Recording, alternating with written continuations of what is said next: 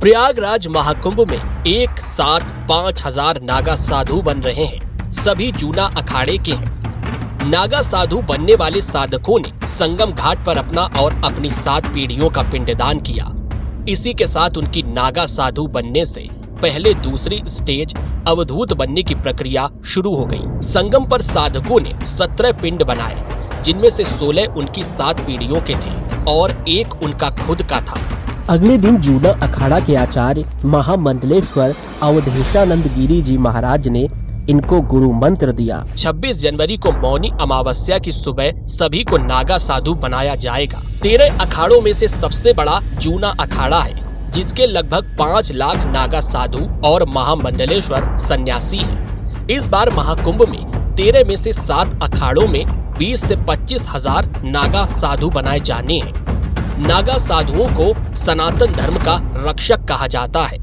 आमतौर पर नागा बनने की उम्र 17 से 19 साल होती है। इसके 3 स्टेज हैं, महापुरुष, अवधूत, दिगंबर। लेकिन इससे पहले एक प्री स्टेज यानी परख अवधि होती है। जो भी नागा साधु बनने के लिए अखाड़े में आवेदन देता है, उसे पहले लौटा दिया जाता है। फिर भी वो नहीं मानता, तब अखाड़ा उनकी पूरी पड़ताल करता है। अखाड़े वाले उम्मीदवार के घर जाते हैं, घर वालों को बताते हैं कि आपका बेटा नागा बनना चाहता है। घर वाले मान जाते हैं तो उम्मीदवार का क्रिमिनल रिकॉर्ड देखा जाता है। जो परख अवधि में खरा उतरता है, उसे वापस संसारी दुनिया में लौटने की सलाह दी जाती है। फिर भी वो नहीं लौटता है तो उसे संन्यास जीवन में रहने की प्रतिज्ञा दिलाई जाती है। उसे महापुरुष घोषित करके पंच संस्कार किया जाता है। पंच संस्कार यानी शिव, विष्णु, शक्ति, सूर्य, गणेश को गुरु बनाना पड़ता है।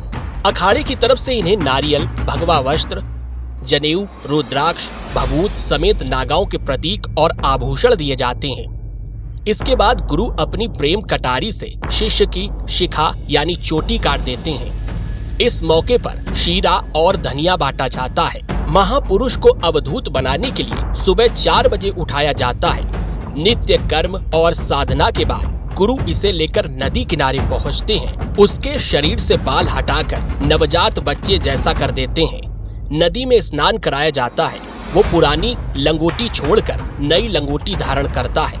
इसके बाद गुरु जनेऊ पहनाकर दंड, कमंडल और भस्म देते हैं। उसे 17 पिंड दान करने होते हैं, 16 अपने पूर्वजों के और 17वां पिंडदान खुद का। इसके बाद वो सांसारिक बंधनों से मुक्त हो जाता है। वो नया जीवन लेकर अखाड़े में लौटता है। इसके बाद आधी रात में विरजा यानी विजया यज्ञ किया जाता है। गुरु एक बार फिर महापुरुष से कहते हैं कि वो चाहे तो सांसारिक जीवन में लौट सकता है।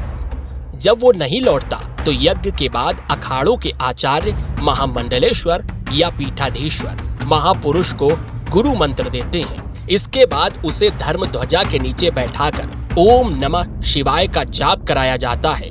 अगले दिन सुबह 4 बजे महापुरुष को फिर गंगा तट पर लाया जाता है।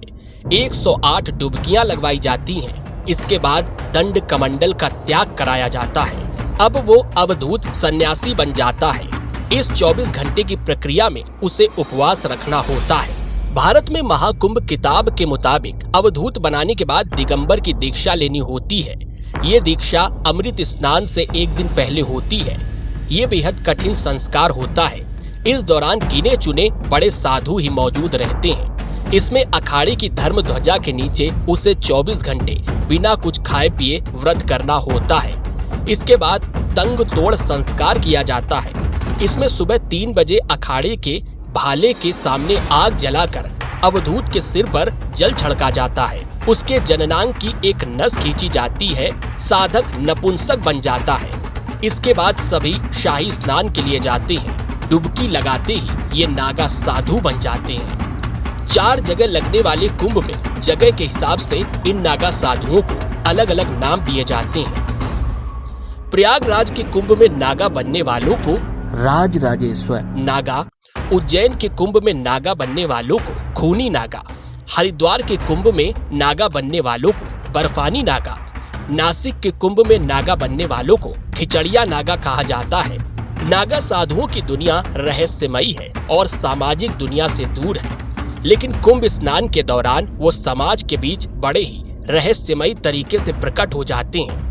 कुंभ मेले में नागा साधुओं का स्नान एक महत्वपूर्ण और आध्यात्मिक अनुष्ठान है, लेकिन स्नान से पहले नागा साधु विशेष प्रकार के श्रृंगार और तैयारियों का पालन करते हैं, जो उनके लिए बेहद जरूरी है और उनके जीवन को प्रतीकात्मक तरीके से प्रदर्शित करते हैं। नागा सन्यासी की परंपरा बहुत ही प्राचीन है। इस परंपरा की शुरुआत कब हुई, किसने की, कहा नहीं जा सकता। कई ऋषि इनके प्रेरणा स्रोत रहे, जैसे पतंजलि, अवधूत मुनि, कपिल, ऋषभदेव। इन्हें इन लोगों का पूर्वज माना जाता है। दत्तात्रेय को ये इष्ट देव मानते हैं।